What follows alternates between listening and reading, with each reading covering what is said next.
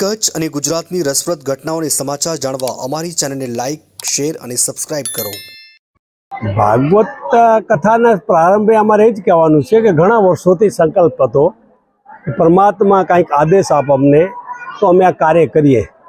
અને પછી મનમાં વિચાર આવ્યો એટલે ભગવાને આદેશ કર્યો, અને ભગવાને આદેશ કર્યો એટલે પછી પરિવાર સાથે ડિસ્કશન થયો. પરિવાર સાથે પછી ગામ સાથે ડિસ્કશન થયો. ગામવાળાએ એટલો રિસ્પોન્સ આપ્યો કે રિસ્પોન્સ જોઈને મેં કીધું કે હવે જેમ બને એમ આપણે જલ્દી ભગવાન આદેશ કરે.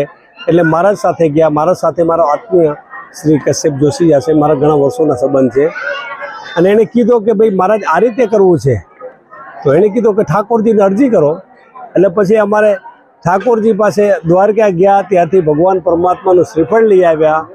અને પછી ગામવાળાનું માહોલ જોઈને એટલો આનંદ આવ્યો કે ઝપાટે 30 ઓક્ટોબર આવે 2025 અને અમે આ ભગીરથ કાર્યનો વિચાર કર્યો છે. ભગીરથ કાર્ય પરિપૂર્ણ થાય તો આજે એ ઘડી આવી ગઈ.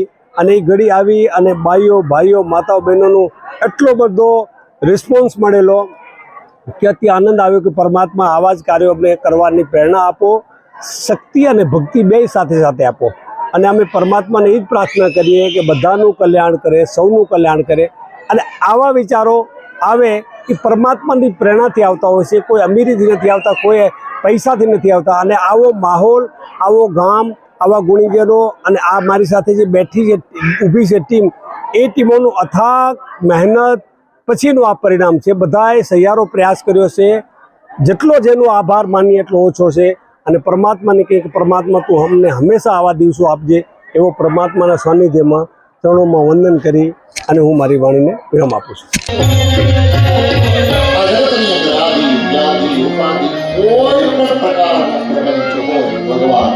સરળતાથી આમ પગમાંથી માથાના લોંદામાંથી માથાનો વાળ ફસાયેલો કાઢે એવી રીતે દૂર કરી કામ શું કરવાનું. હમણાં 9 વર્ષ થયું. આજથી 5200 વર્ષ પહેલા 9 વર્ષ હતું ને, લાલો 5-6 વર્ષનો હતો. ને માં દિવાળીના દિવસે દીપદાનનો પ્રસંગ છે. દીવડા પેટાવી આપણે હરિદ્વાર જઈએ ને ત્યારે હરિદ્વારની માં ગંગા જે વહી રહી છે ને એમાં દીવડા પેટાવીને મૂકી પોતાના પિતાજીના નામનો દીવડો તારતો દીપ જ્યોતિ. આ જ્યોતિ થઈ રહી છે. મારા બાપના આત્માની જ્યોતિને તાર જોઈ આવશે. કોઈ ભાઈને પોતાની બહેનને યાદ આવતી હોય, ગંગાના કિનારે જઈ યમુનામાં ગંગામાં દીવો પેટાવીને વહેતો કોઈ પોતાના વડીલોની યાદમાં દીપદાન કરવા માટે ગોકુળના બધા જ લોકો આવ્યા છે. મારી યશોદા છે, ગોપીઓ છે. દીપદાન થઈ ગયું. દીપદાન પૂર્ણ થયું. દિવાળીની સંધ્યાનો ભાસ્કર પશ્ચિમ તરફ પૂર્ણ ગતિમાં ડૂબી ગયું. અંધારાના ઓળખ કરવા લાગ્યા.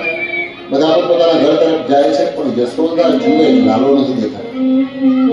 આ ક્યાં ગયો કે છોકરો? આ ક્યાં છૂટકી?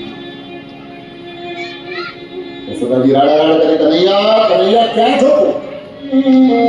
કનૈયા યમુનાના આરા ઉપર બેઠો છે.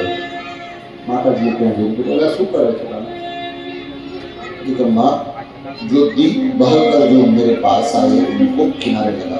घણા દીવડા તારતા હતા તો ઘણા દીવડા પાછા કિનારા ઉપર આવી જતા હતા. એ કિનારા ઉપર પાછા દીવડા આવતા હતા ને બધાને કનૈયો લઈને પાછો કાઢતો, પાછા કાઢવાનું કામ કરતો. એટલે યશોદાએ કીધું કેટલાને તારીશ? આજે તો લાખો દીવડા યમુનાજીમાં વહેતા હશે, કનૈયા તું કેટલાને તારીશ? કનૈયા જવાબ આપ્યો, માં જે આરા ઉપર હું બેઠો છું એ આરા પાસે મારી બાજુમાં જેટલા દીવડા આવશે એ બધાને હું તારીશ. ભગવાન એમ કહે છે કે આ સંસારમાં અનેક દીવડાઓ ચાલી રહ્યા છે, પણ જે દીવડો મારી પાસે આવશે ને હું તારવાનો